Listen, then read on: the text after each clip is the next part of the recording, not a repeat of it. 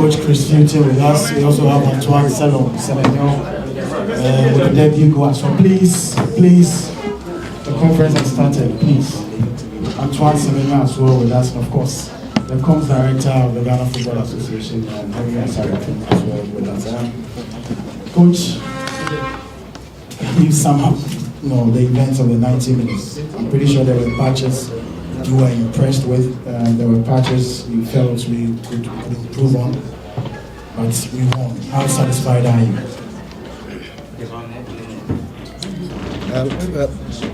Hello. Yeah. So, first of all, I'd like to thank the people of KUMASI for creating such an incredible atmosphere, and I have no doubt that the fact that we scored the goal as late as what we did was a factor for the crowd that we had.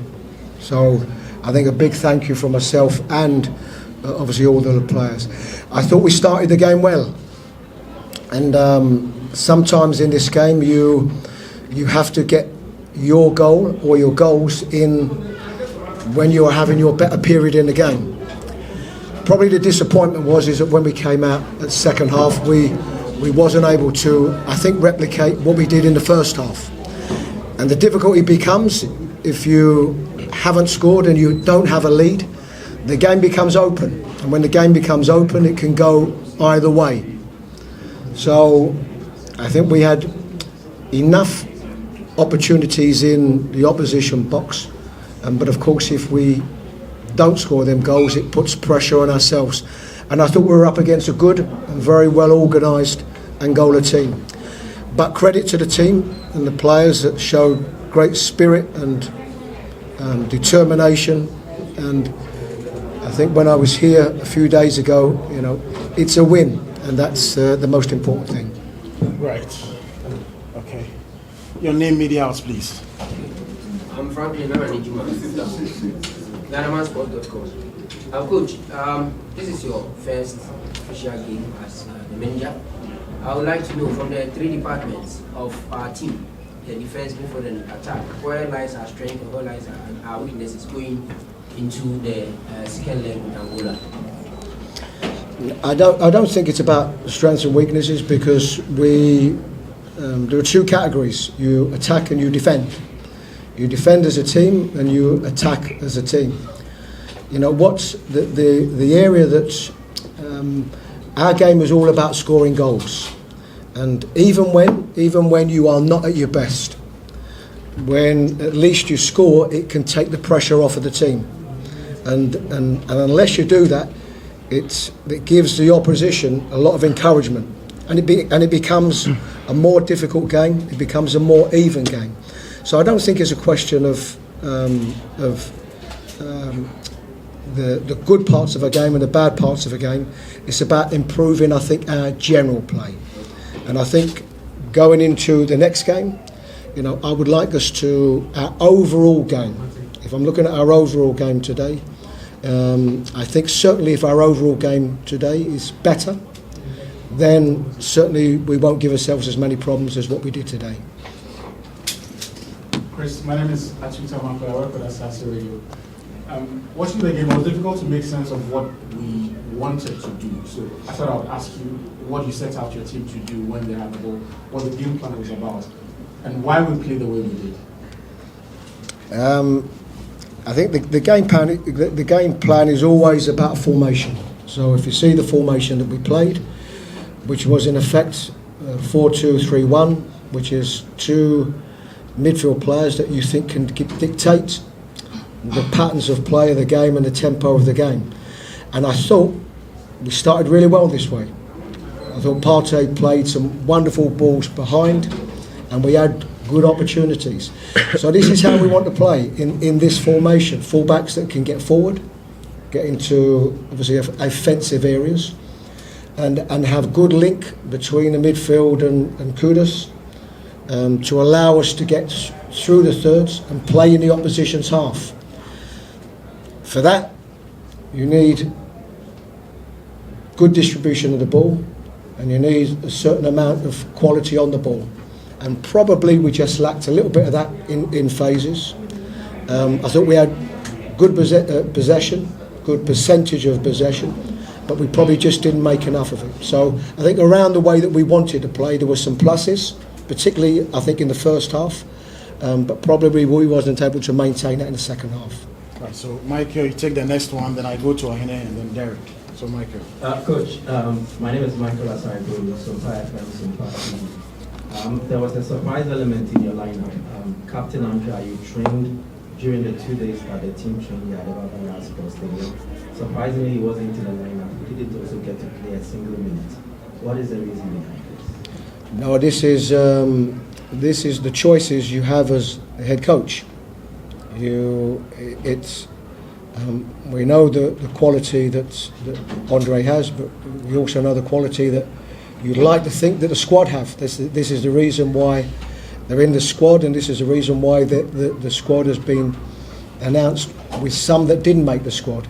So these are always very difficult decisions for me. So for one player who plays, there's always another player who doesn't. So certainly nothing to read into that. He's has been and still is a very good player. It was just my choice today.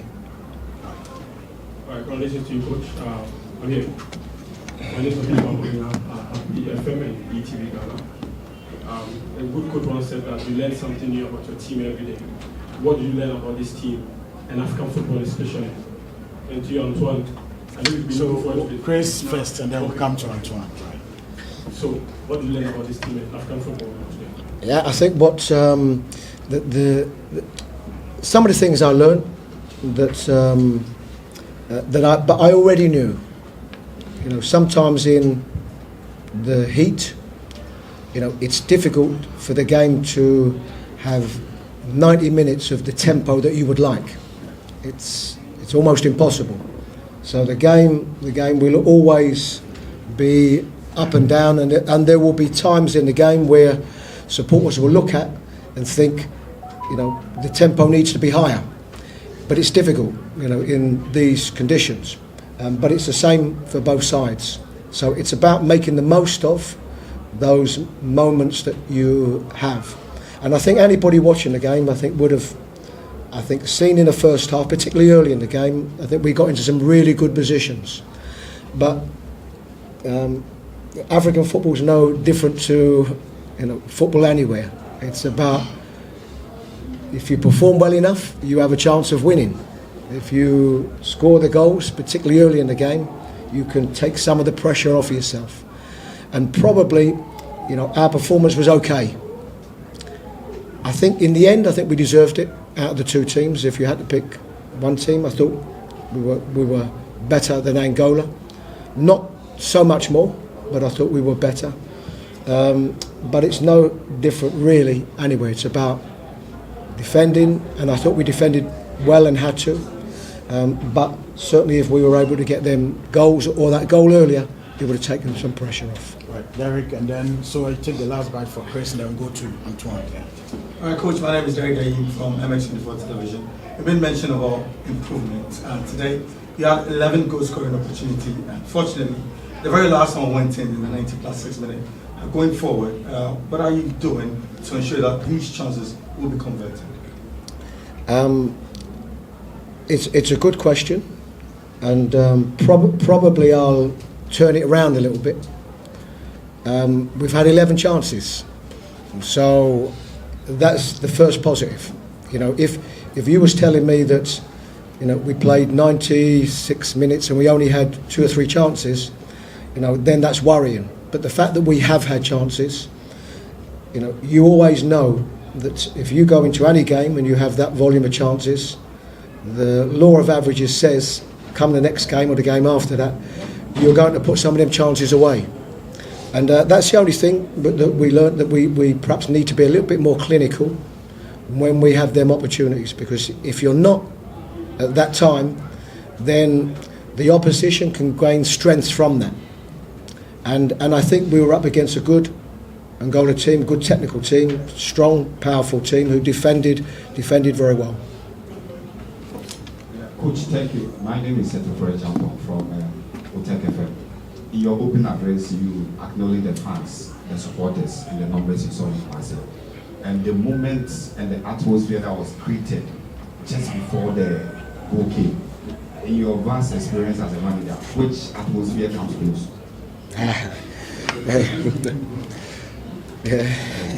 That's a good question. Probably none. You know, it's what I would say is that I've been involved in some, as a player and a coach, some very, very big atmospheres. But it's different here. And I'm talking about before the game, the atmosphere before the game. These type of atmospheres you don't experience too many places. Certainly too many places outside of Africa. You don't experience. And what they want, we know what they want. You know, they want to see free-flowing, exciting football, and whenever somebody in the team does something special, the volume raises even more so. As coaches and players, you want to give them that as much as possible. It's not always possible. And sometimes the game is won on a last-minute goal. And I think certainly a support like this can take credit for that also. But no, it's a special atmosphere, I must admit.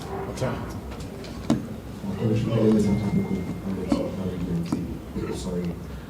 I want to find out if you specifically requested that this game be played here. And if you did, were you surprised at what you saw in the stands? And how much of a culture shock is this to you? Thank you.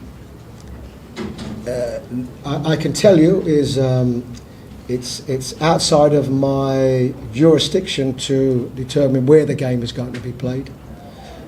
What I do know and what I did know was I've been here before in a different role, the Nigeria game, and I experienced it then. And I think once you experience it, you look forward to seeing that again, you know, and particularly in a winning atmosphere. And it's the same as anything. Once you've had something that excites you, you want that again. So yes, I probably, Henry would know more than me. I don't know if there's any other atmosphere like this in Ghana. I don't know. Henry probably could tell you, but it's an exceptional atmosphere, and no doubt it's good for us as a national team and for the players. Right, Manfred, because of time, we'll have to move to Antoine. You know, the team built to play Angola more of under real pressure, trying to fight for their lives. But if you look at this, was there any pressure, and how related are you with your first goal for your country? I wouldn't say there was any pressure. I mean, I know when I come on, I know what I need to do. I need to make sure I'm effective for the team and try to get a goal. So, I mean, there wasn't any pressure in that sense, but the time was ticking, so we needed to act fast, and luckily it dropped in the box to me, so can't complain.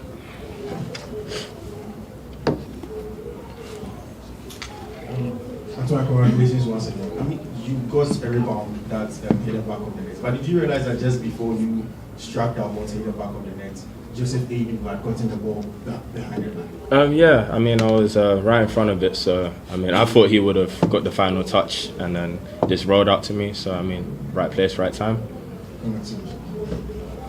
Okay. Congratulations on scoring your debut goal on home soil. I've watched you over the past from your days at Bristol City, the final matches you played before you went to Bournemouth. Then I've described you as a super sub. You see yourself as one, because I always tell people that you are the Njeku of the Black Stars. I mean, I always want to be in the starting team. So, you know, if I'm not selected, I make sure when I'm on the bench and I'm coming on, I make sure I'm ready. I've warmed up well and make sure I'm effective for the team, like I said. And, you know, luckily the ball fell to me and I scored. But, you know, I always want to be useful whether I'm starting or on the bench as a goal scorer. So, yeah, I'm happy today, and, you know, we have to go again in the next few days. Antoine? Yeah. How important is this goal to your international career and also club career, based on the fact that you've not scored in some time now?